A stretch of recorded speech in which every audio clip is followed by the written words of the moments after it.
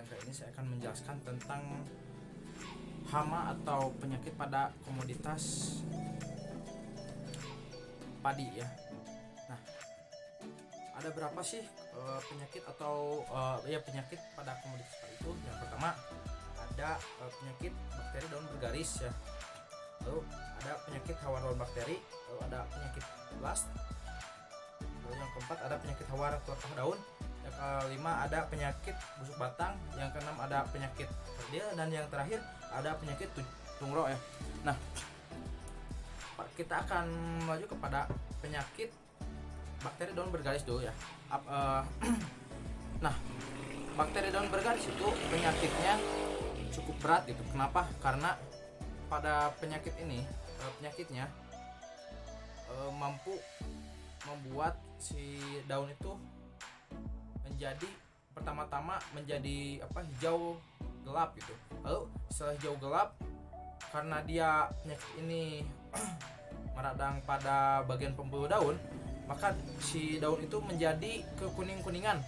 Setelah kuning-kuningan, jika dibiarkan terus-menerus maka akan menjadi coklat dan kelamaan menjadi mati. Nah, cara penanggulangannya dengan bagaimana? Yakni dengan menggunakan dengan mencegah gitu ya kan, bekas-bekas padi yang tidak digunakan gitu, agar si penyakitnya itu tidak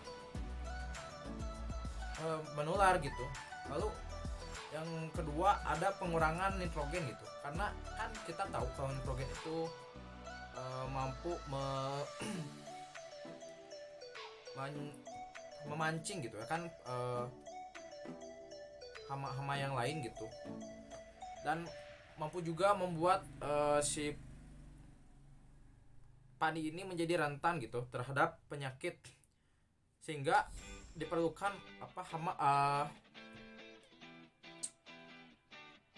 pupuk yang berimbang gitu. Contohnya pupuk NPK seperti itu. Baik, lalu ada penyakit hawar daun bakteri ya, yang kedua ini. Nah, penyakit hawar daun bakteri ini hampir sama gitu ya kan dengan penyakit bakteri pada daun gitu. Akan tetapi pada hawar daun bakteri ini lebih jelasnya itu ketika si daun itu mengalami kekuningan dan lama-lama menjadi putih gitu kan jika dibiarkan. Nah, dan juga pada tepi-tepiannya itu dapat terlihat gitu kan warna lebam gitu, lebam kuning gitu di tepian-tepiannya. Nah, dan cara penanggulangannya yaitu dengan menggunakan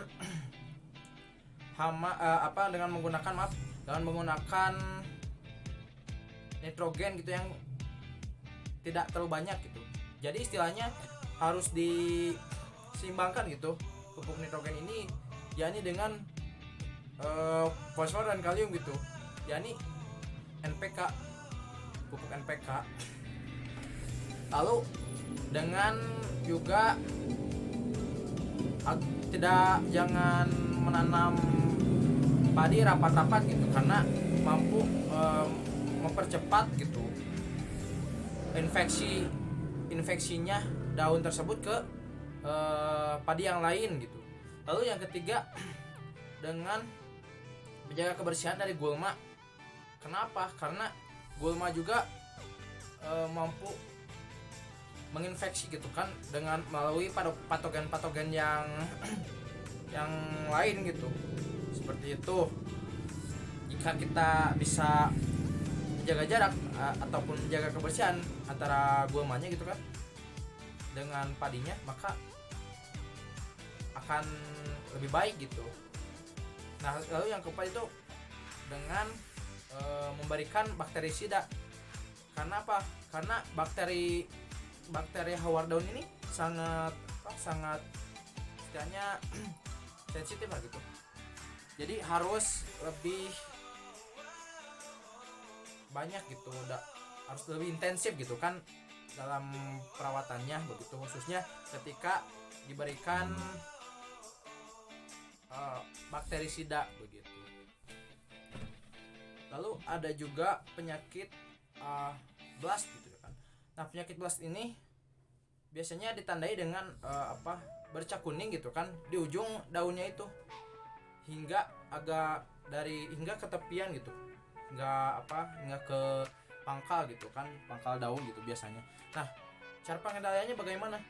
Pengendaliannya itu dengan menggunakan tadi seperti hawar daun bakteri gitu kan, seperti yakni dengan mengurangi pupuk nitrogen gitu kan, atau menyeimbangkannya, lalu dengan menjaga kebersihan gitu kan ataupun dengan mengurangi keberadaan gulma gitu, lalu dengan tidak terlalu rapat gitu cara dengan menanam benih atau padinya begitu, karena jika terlalu rapat gitu akan mampu mempercepat penyebarannya. Lalu yang keempat ada menggunakan bakterisida gitu kan. Nah, dengan bakterisida juga hampir sama gitu kan, penyakit ini tuh dengan penyakit yang tadi HDB gitu, seperti itu. Lalu yang ketiga ada penyakit hawar pelepah daun. Nah, kenapa disebutnya hawar pelepah daun? Karena pada penyakit ini menyerang pada saat si padi ini sedang masa produktif gitu kan, masa produktifnya maksimum.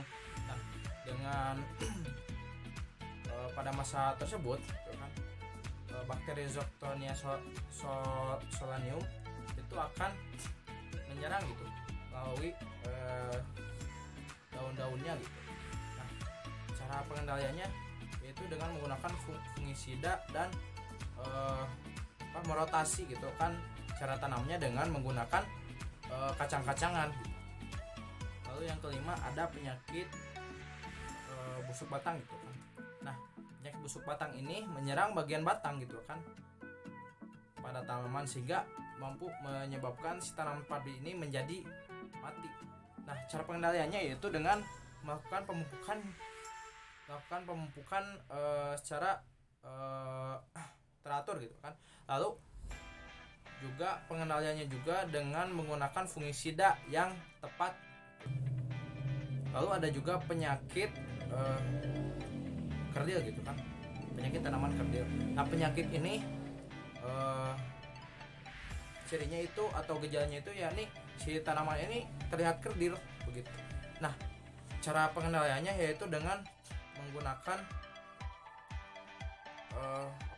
dengan mencari gitu kan musuh utamanya yaitu wereng. Jadi si hama wereng ini menjadi penyebab utama dari si kekerdilan pada tanaman padi. Lalu penyakit terakhir ialah penyakit tungro gitu kan. Nah, penyakit tungro ini menyebabkan gitu atau ciri atau gejalanya itu yakni dengan dilihat dengan bunga dari si tanaman padi tersebut membusuk gitu, ataupun bisa jadi si bunganya itu tidak berbunga. Nah, cara pengendaliannya itu yakni dengan melakukan fungisida gitu pada si tanaman padi tersebut. Mungkin dicukupkan sekian. Terima kasih. Wassalamualaikum warahmatullahi wabarakatuh.